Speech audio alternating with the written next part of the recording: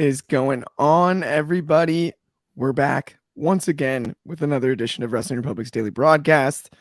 It's me and my buddy Anthony. It's Throwback Thursday once again. It's Thursday, March 9th as well, 2023. And we've got, as usual, we're going to run down Dynamite for you guys. And then we'll dive into our throwback topic, which is the history of Sami Zayn, Kevin Owens. So we're going to open up the storybook for you guys at the end of this episode, right after we go into Dynamite. But before we do that, let me reintroduce my co-host, who I already half introduced earlier, Anthony Ricciardi, head of opinions from Wrestling Republic. How are you today, my friend? Doing all right. You know, this is the one that I look forward to the most every week when we do the throwback episodes. You gotta like the old boys club throwback Thursdays. It doesn't get much better. Is it a pretty day out there in Philly? Because it's beautiful in SoCal right now, I gotta say. Not bad. For 3 o'clock. I know it's 6 o'clock. It's sundown for you. Yeah, So it's got to be a little chilly. It is still March. It's 49. But not too bad. On that note, speaking of March, it's been a heck of a March in pro wrestling. And let's dive right in to Dynamite last night. I thought it was a fun Dynamite. We're going to lead with not your favorite guy. All Atlantic champion Orange Cassidy. He retains against Jay Lethal last night. I personally thought it was a fun match. Before I let you go, I really did enjoy it. Maybe that was Jay Lethal making sure Orange looked really good. But Orange looked really good, man. He did. And of all of the matches on last night's card, I was impressed with this one again. I know your previous thoughts on Orange, but anything new? Did you see any glimpse of anything you might enjoy? I mean, it was a solid opener. I mean, I went into it, I try to be as open-minded as I can with the Orange matches, even though I tend to revert back to, I just don't get it. But I thought it was a solid opener. It is kind of funny that Jay Lethal seems to be the guy, whether it's Legends or other people, he seems to be the guy that is able to work with just anybody and at least pull out a decent match or attempt to anyway in the Ric Flair case. But, the other thing was I know we'll probably get to it, the announcement they're changing the name of the title. Yes. Okay. Let's actually get to that. What is the deal? Anthony, talk to me, dude. What? Here's the thing. I don't know if Ben wants this out or not, but when I asked, because it made no sense to me, Ben thinks it might have been the network. What is the name?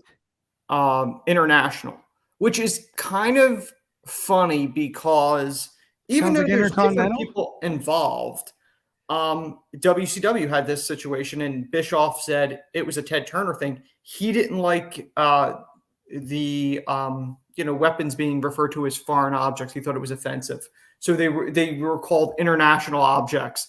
When Ric Flair jumped as the NWA and WCW champion, jumped to WWF in 92, and he still had the belt. When they took the title back, they refer to it as the WCW International Championship. Like, it's that network, even with Ted Turner not there, still likes the international name, or maybe that was international. Either that or it was a Tony Khan idea as a nod to its past. I mean, I didn't really have a problem with the current name of it, but I think it's kind of ridiculous to change the name of it, but whatever. I mean, people did mess up the All Atlantic name often on it in the first place. People thinking Mid Atlantic. They're calling it the Mid Atlantic, and I heard the All Elite Championship, like random different, like the all kinds of different things. And so maybe that was part of it too. I don't know. That was the only part that I was a little bit weirded out about. But other than that, I thought solid wrestling match, and Orange looked good. He did. Yeah. Let's talk about the next match. We'll get into it here. I talked yesterday about I've always been impressed by Sky Blue, especially when I saw her live. She was really good. Once again, Ruby, basically a squash. And we knew that going in. Any extra thoughts on the match? Anything you saw? No, I mean, promo after? I didn't really care for the promo, to be honest. I just, I mean, they've yet to do anything with this angle where it makes me really want to care about. Like, I want to care about it, but they're not giving me anything where I'm going, oh yeah, okay, I can get behind this. I don't know. It's not working for me. I totally hear where you're coming from. I mean, here's my problem is I think Soho's awesome. Oh, I like I Ruby will a say lot. this, promo wise, I did think the neckbeard line was hilarious. That cracked me up. Yeah. That's a good one. And I do think she works well as a heel, but she was so over as a babyface, it does feel a little premature on the turn. I don't know. I'm unsure of the whole thing. I'm also sad. Let's stop squashing Sky Blue. Let's let her get a win. Let's get Sky Blue a win. She deserves one. Well, and she's even looked good in the losses, you know? Yeah, I mean, Ruby, it's kind of funny. Like, I saw her on Ethan Page's vlog. This was months ago.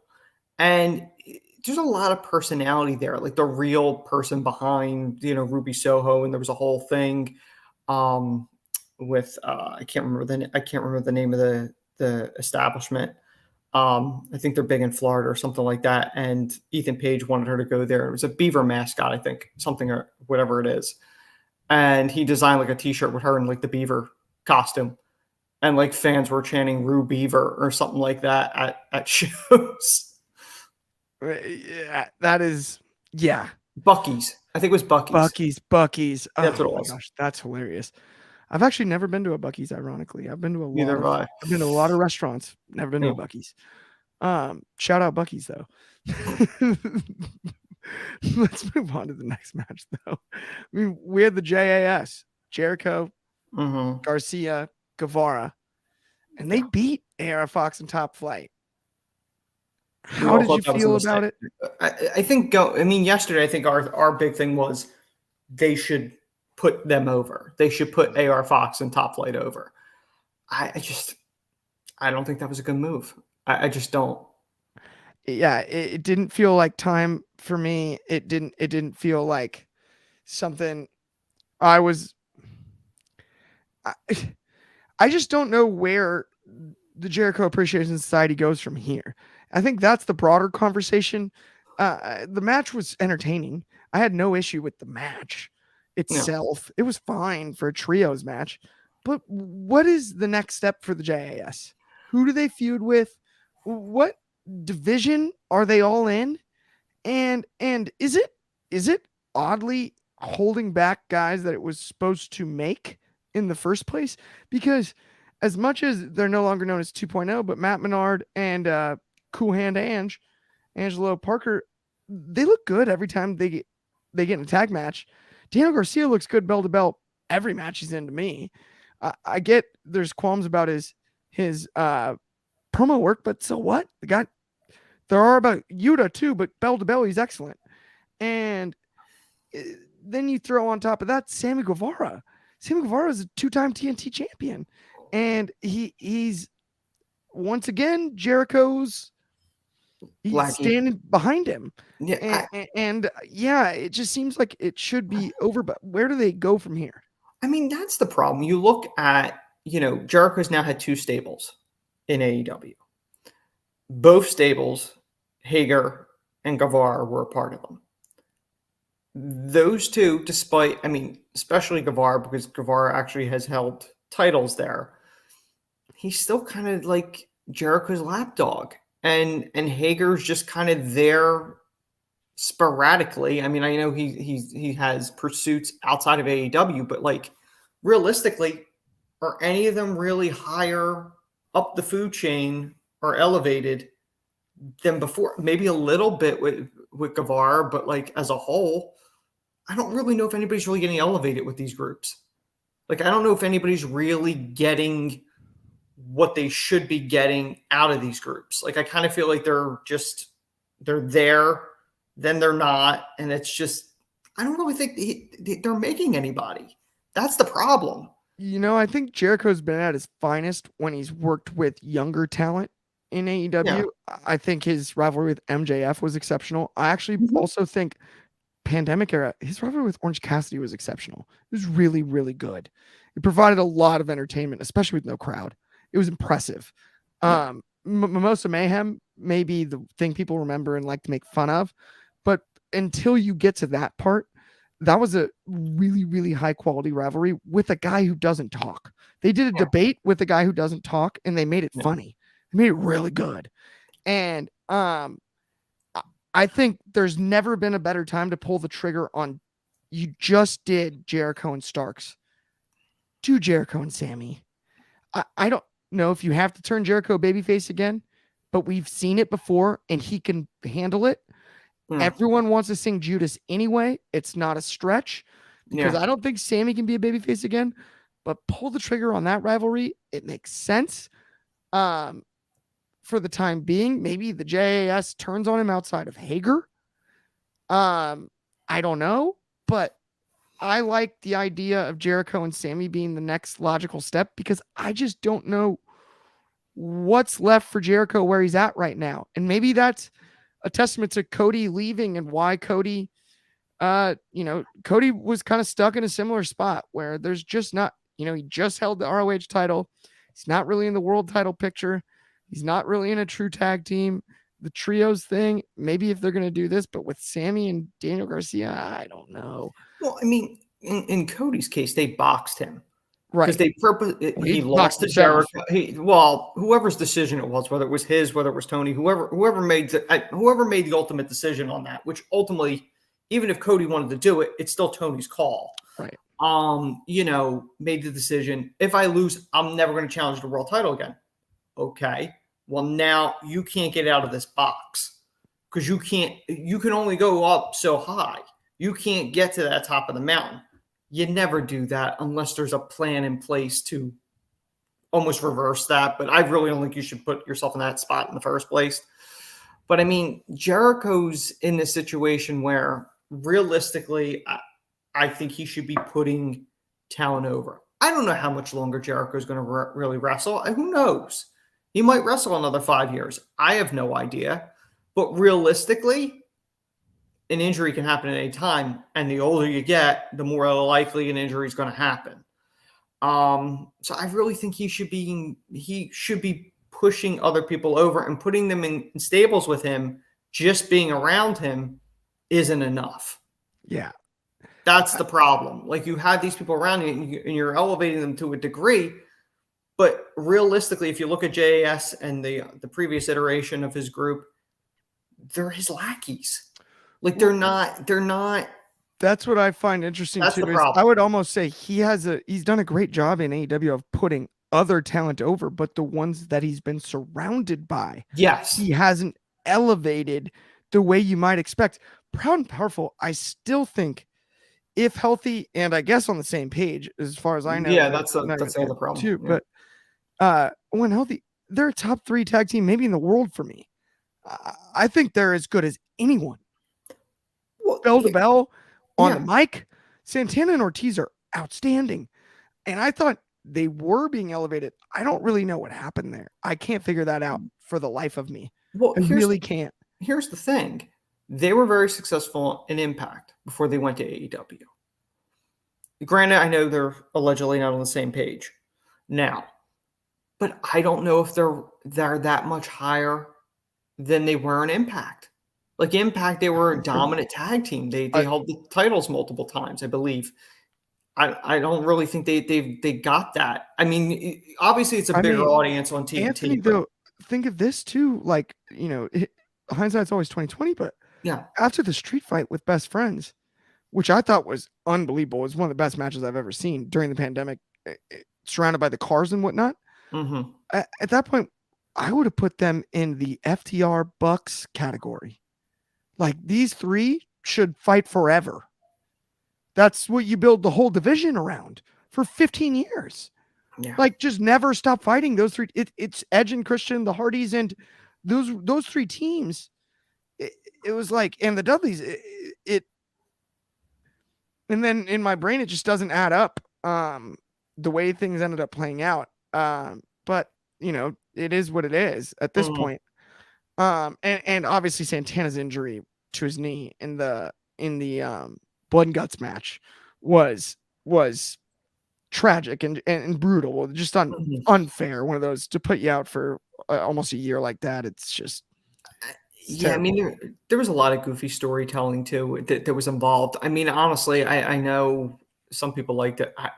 I did not care for the Jericho MJF musical theater thing that they were No, that cracked me up. Come on, I loved well, it. well, here's the thing. You look at MJF. Le Dinner Debonair, you mean? Yes. I loved it. You look at it. That's not MJF. That's so not the funny, MJF character. He's a singer. He sang on the Rosie O'Donnell show. I knew you were going there. He sang on Rosie. I knew you were going there. He sang on Rosie. He's a singer, man. Okay. It was great. I loved it. It cracked, and the steak blue. It was so. I mean, neither one would ever order a steak well done, but the competition of the I'll have a steak medium rare with a baked potato. Yeah. Okay, and scratch that. I'll have a steak rare with baked potato. Blue, and then it's not edible when it gets there. It's gold. Yeah. So I mean, there have been a lot of goofy things, and it's just never really. I think it ultimately hurt different people that were involved when there wasn't a clear direction on where they wanted to go with stuff. It's interesting because I loved the Pinnacle storyline, but it is funny how they kind of dissolved without any trace, Well, that's right. Well, we've heard about that too. We don't need to get fully into that one, but you look at that falling apart, and then you look at and I know they keep saying the whole when Punk left, that threw off the other group, which for the life of me I can't remember the name, but Ethan Page and all them, whatever, the Firm. It threw the Firm off. They're like, oh well. That still doesn't explain why they broke off from MJF. You still could have stretched that out. Like, I never really understood whether Punk left and that caused it. I don't buy that. I don't either. It doesn't fit. So, I mean, the Firm thing is interesting. I feel bad for Stokely. Yeah, I mean, you look at it and you go, okay, well, MJF will do anything to get to the title. He used them to get, the title opportunity. Why wouldn't he use them to get the title? He would break, like, it never made any sense to me, but I know that's we're under the bridge at this point. Yeah, no doubt. I don't know. It'll be interesting to see what they do with the JS from here for sure. But let's get into the next match, which is Blackpool Combat Club, predictably, unfortunately, beating what's left of the Dark Order. Yeah. I don't know. I actually like Moxley and Claudio tagging together. Of all of the cogs in the Blackpool Combat Club, seems like everybody in the Combat Club that has a tag match ends up being paired with Yuta. It was kind of nice to see two of the big guns on the same side of the ring against Reynolds and Silver. Almost felt a bit unfair. What were your thoughts on this one? I mean, I think it was done, and I think you said it yesterday. We were wondering whether or not the Dark Order is getting written off, whether it's AEW TV and they're going to put them in Ring of Honor, or they're just kind of doing away with them, because they brought Uno out too. The one thing I hated, and this was something that was on when we talked about it on the review show. I know you weren't on the Revolution review show, but my feeling was coming out of the Texas Death Match that the Moxley Hangman feud should be done at that point. If you want to revisit it down the road, because technically it was tied to, you could. But after that finish, I kind of felt, don't touch it anymore. Like, what are you doing? So when they did it again last night, it annoyed the hell out of me, because I'm going, okay, is this because you want to do a blood and guts, war games type match? Is this because you want to do a team war game thing with it? And I'm like, I don't think that's a good idea. I really don't. Hangman with the remnants of the Dark Order versus whatever the Combat Club is now, minus Brian. I don't get it. I don't think it's a good move. I'm wondering if the plan is actually more to elevate without doing a blood and guts type thing. Maybe that is the move, but I pictured it as, I think we're kind of done with singles matches between Moxley and Hangman, but the rivalry's not over. And I think there's going to be a way they get wedged into a multi-man match with MJF, because that is a hill he's yet to climb, is having to defend in like a triple threat or a fatal four-way. He's defended against Hangman, right? Mm-hmm. Correct. Or no, who was his first defense against before Brian? Why am I blanking on this? It's not Hangman. It was Ricky, wasn't it? Wasn't it Ricky Starks? Ricky. Who are his defenses? Ricky, Brian, and then there's one more. We're missing one. Who was? I don't think so. I think he's had one. No, wait. No, he won it off of Mox. He won it from Mox. Punk took his ball and went home. That's right. So he did Mox, and then it was Ricky, and then I think it was Brian. That's right. Okay, that's right. So he's done normal match. He's done Iron Man. I guess if you include Dog Collar, that wasn't a title defense, but it was pre that. A hoop, obviously, but a hoop that he would have to jump through, I think, would be a multi-man match, and it'd be kind of interesting to have Hangman and Mox maybe in there. The last two champions before him, right? Yeah. Well, not the last two, I guess, because Punk was in there in the middle, but yeah. Maybe those two, maybe add one more, maybe a fatal four-way type situation. You think Adam Cole? Adam Cole, yeah, would be my pick there, and something like that.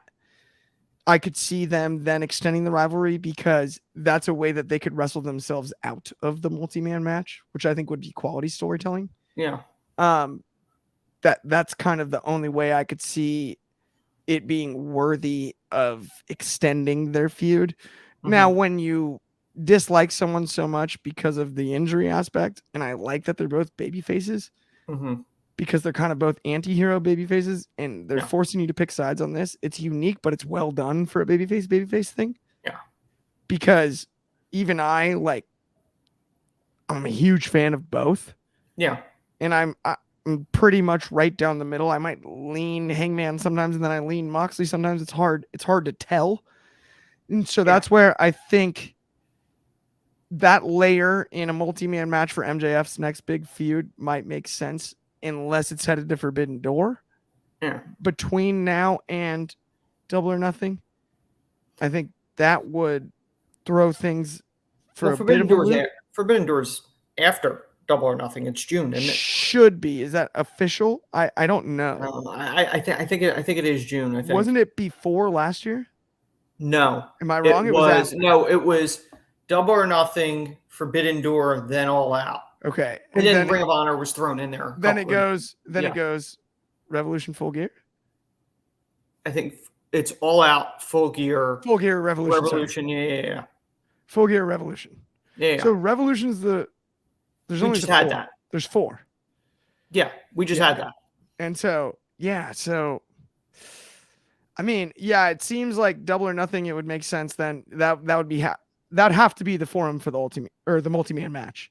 That would be the place. That's Vegas. What I would think, but it's just I just kind of felt that visual of him choking Moxley with the chain. Like that should have been like a lasting image, for that feud, and then you pick up down the road. And that's another thing. I wouldn't have had Moxley on Dynamite this week. I would have had him selling his injuries from that. He should have been too hurt. He shouldn't have been in a tag match. I very much agree with that, actually. I mean, that I'm on the same page as you. That's what I'm saying. It's not that I feel like that's like a blow off. Like I think AEW and WWE does this too. I'm not saying it's just AEW, but like AEW will do something where they'll do a rivalry and you think they could extend it. Like MJF and Darby, as heated as that was. It was a one and done. MJF won, they dropped it. I thought that was a mistake. That could have drug out. This, they've done multiple matches, and it should have stopped at, the Texas Death Match. But no, we're going to pick it up again. So, I mean, I like to see where they're going with it, but realistically, just based on the surface, I'm not a fan of them continuing it. Yeah, I hear you. I hear you for sure. Yeah, it sucks because they're two of my favorites. So I get you. Yeah, but let's move on to the main event. Event of the evening.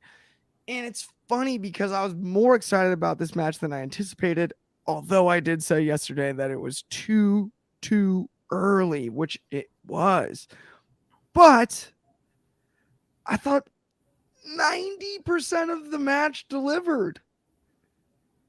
And then the finish. Oh, and then the finish. And I love AEW, and I hate to criticize this, but I thought the Jericho crash pad was bad, but acceptable. Safety. We like to complain about safety and different stuff. 20 feet. He's falling from 20 feet. This. I get it. We shouldn't see the cushion, but it's nice to know that the company cares. But that one, it wasn't believable. It was, look, this is Jericho calls himself a demo god, and that demo is 18 to 35. Unless you're a 7-year-old or an 8-year-old, Wardlow didn't break his back on the. There were so many things wrong with this. Like when they went, okay, it's going to false count anywhere. I'm like, okay, that's cool. They started fighting in the back. Love that. Yes. I was like, they're going to just beat the living daylights out of each other. Now, granted, on yesterday's show, and I had said this, I feel that they should have built towards this match, not just do even winning it. And the thing that we were afraid of happened. They hot potatoed the title again, which was a mistake.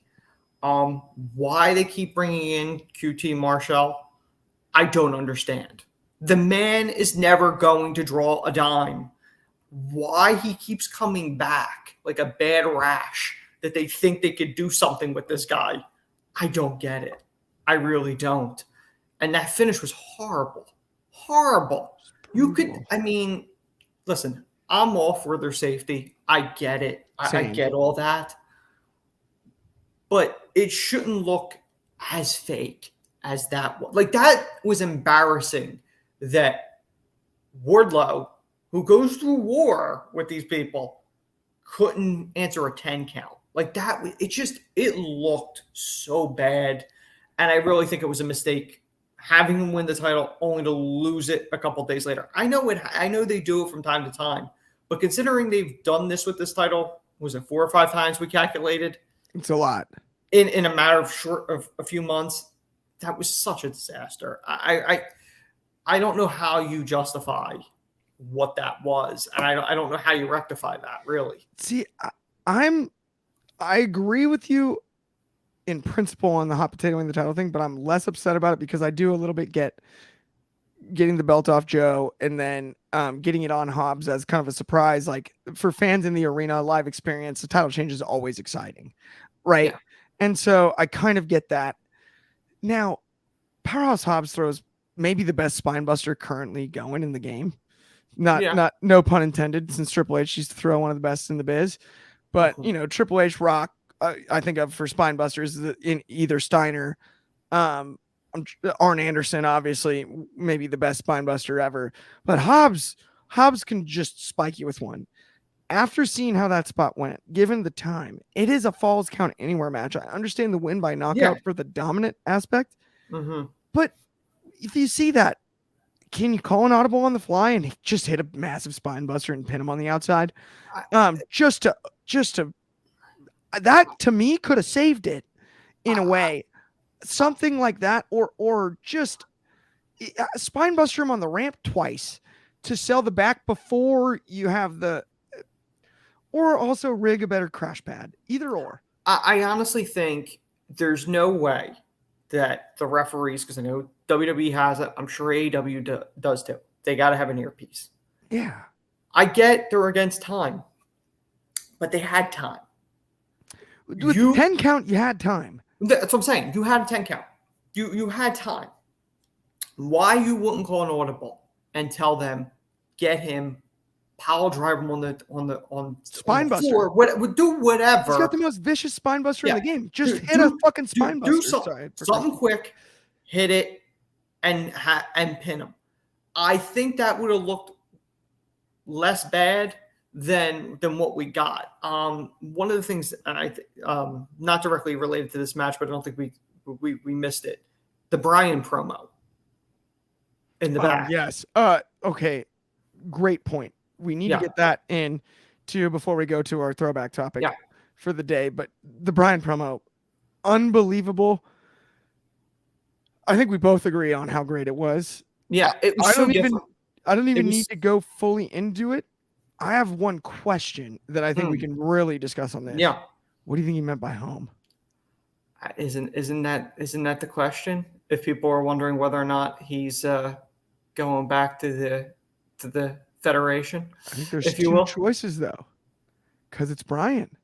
Yeah. Does home mean the WWE, or does home mean ROH? I know.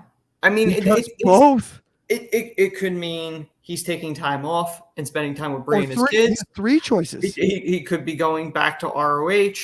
I mean, I think the question is how long of a contract he signed. So that's another factor. And that was something that we talked about the other day with Christian, whether or not Christian's done.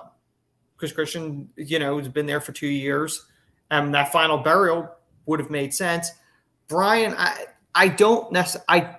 My personal belief is if it was WWE, I don't think they would let him call it home on TV. I don't think so. So I do think he will retire in WWE when the time comes. If he has a choice, I do think he probably will have one last match there because he didn't leave there with any animosity or anything. And I kind of feel like he's in AEW to check off the boxes of things that he wants to do before he retires. The WWE won't let him do the blood, the guts, that certain people that he wants to face.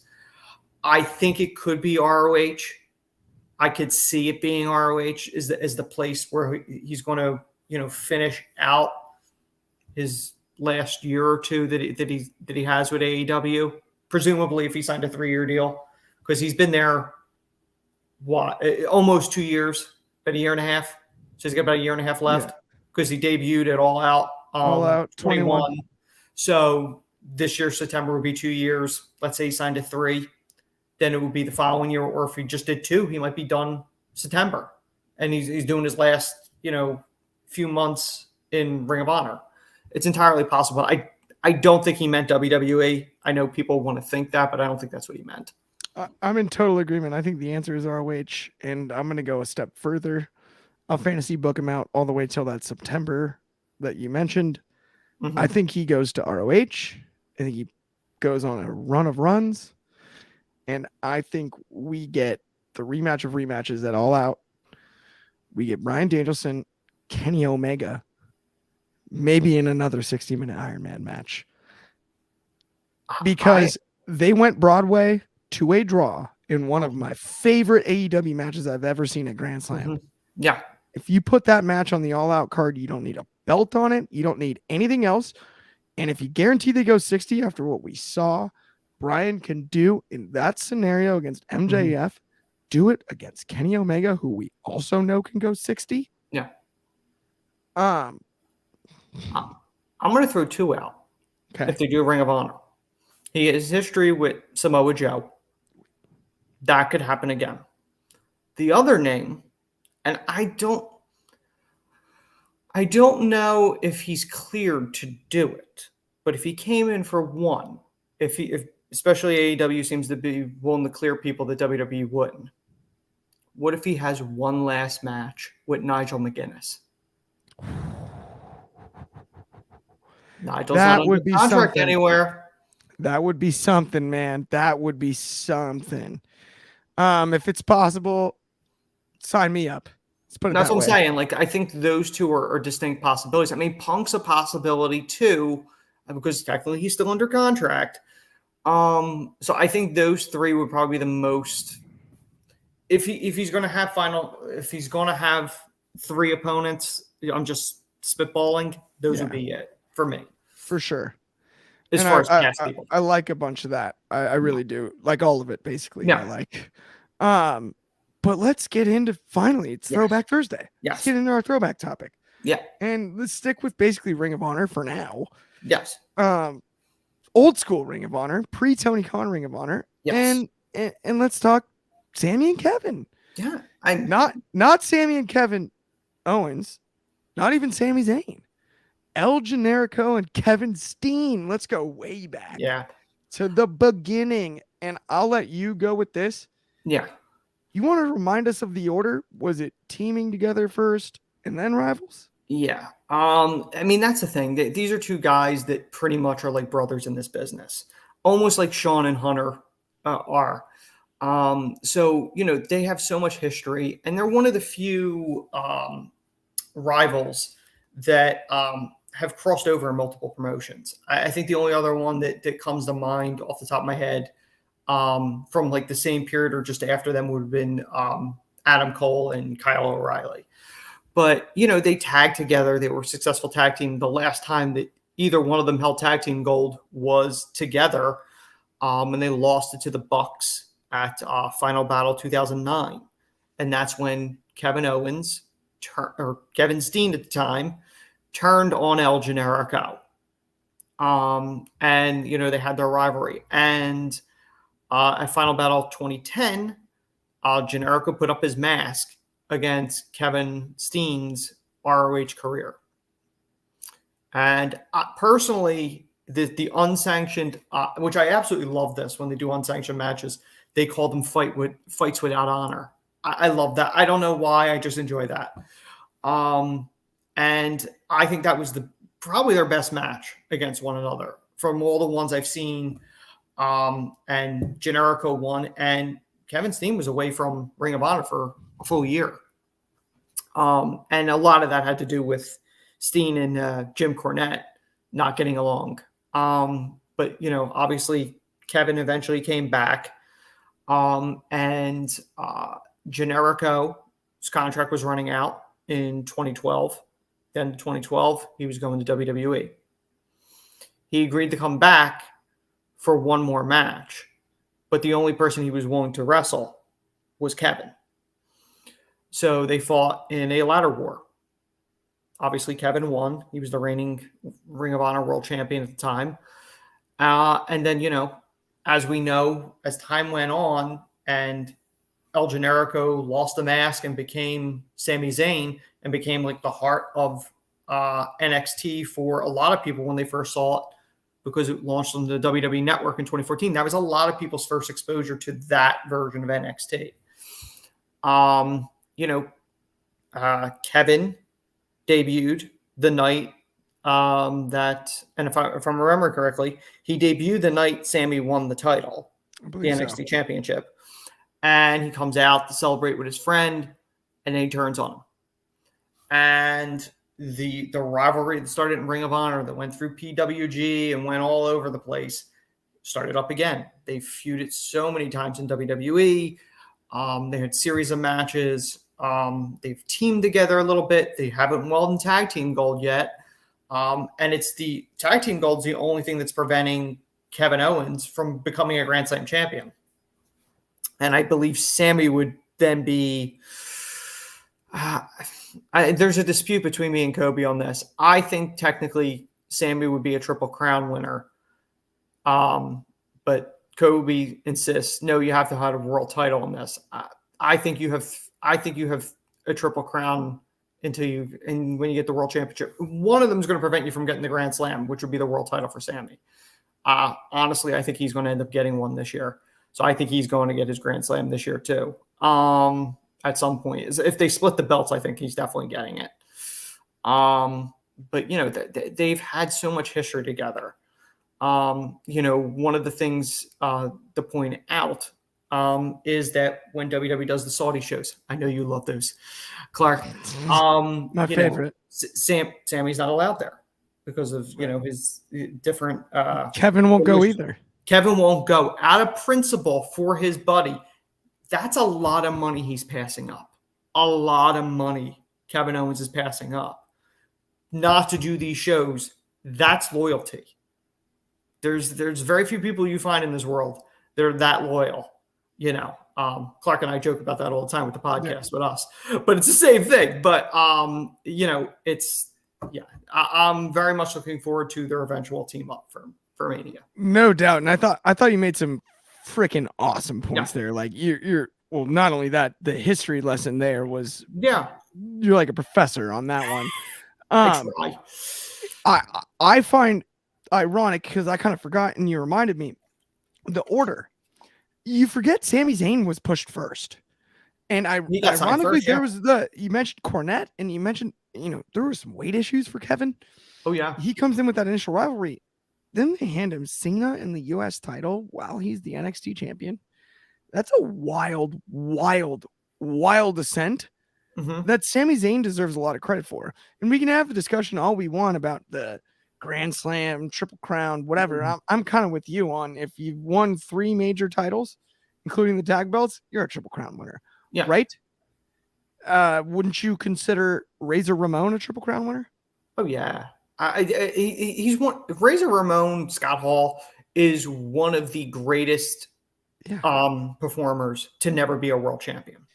But he's a Triple Crown winner because he held. No, I know. I'm just saying, like, if we're going there, yeah. I mean, he held every right, and so neither did Piper. Piper never held the world title either. But I do, and I agree. I'm in agreement with you on. I think Sami is due for his this year. That's a no-brainer. Especially if they split him. Hopefully, Universal. I hope they do it in a cool way. Yeah, is all I would ask. Well, personally, if you look at it, and I just thought of it because you mentioned it, Cena, Kevin Owens facing Cena in his debut match on the main roster. Right. So did Sami. If you remember, that's true. Sami wrestled and got injured in that match. Very true. Still pulled through, but they both went through Cena when they made their main roster debuts. I did forget about that, and we're a little up against time, but I do have one more question before we go, and that was we talked about, or you mentioned, him going from El Generico and getting rid of the mask and becoming Sami Zayn. He did never technically lose the mask. Correct. So if he were to ever leave WWE, he could wrestle as El Generico again? My understanding is I believe he owns the trademark to it because I don't know if it's still up, but they were selling El Generico merch on Pro Wrestling Tees. They've done a number of different ones. I know I have a micro brawler of El Generico. I believe he still owns it. But you can actually look. I don't think they use remember if they use the El Generico name, but it is on YouTube. Sami's debut match on NXT before he was Sami Zayn. He does come out in the mask. It's not the El Generico. Like, I don't even think it's the El Generico mask, but it's something similar to the El Generico. It's not the tights. It's right. But like his debut was in the mask. I always thought that they could have done something like that. I was thinking of it when they did Elias and Ezekiel. Yeah. That he could have shown up as El Generico and Kevin going, "It's you." That's not me. Like, I could see them doing that. So it would be cool to use El Generico in WWE, but it would almost be cooler if at some point in Sami's career he does have, maybe WWE opens the forbidden door, and hypothetically you just get a one-off El Generico match. I would enjoy the Rumble. The Rumble would be fun as a double entrant. Yeah, that would be outstanding. Like Foley. Well, by the way, if you were ever in a position to book Sami to win the Rumble, him entering as Sami, getting eliminated, and then coming back and winning as El Generico, that would have been the taking out Jay or Roman. But if you could have, no, I'm thinking now. This would be if they had never done the Bloodline storyline. If you could have gotten over the conspiracy theorist, I out-conspiracied the conspiracies. I outsmarted the. They thought they had me. I still want as a heel. I still want to see that documentary. Worse than life. I want it so bad. Yeah, that's absolutely. And unfortunately, we're down to our last 30 seconds here on Throwback Thursday. It's been a blast as usual, though. Yeah. Thank you guys for tuning in. Everybody that did. We'll be back again tomorrow. Not exactly the same time, a little earlier in the day. I'm not sure if it's 1 Pacific or noon Pacific, but I will let you guys know. That's either 4 or 3 Eastern. It's either 8 or 9 UK time, and then that's either 9 or 10 Hawaiian AM. And so we'll let you guys know on that. It's been a blast. We'll see you guys tomorrow. Thanks for watching as usual from me and Anthony. Have a good one. Yep. See you guys.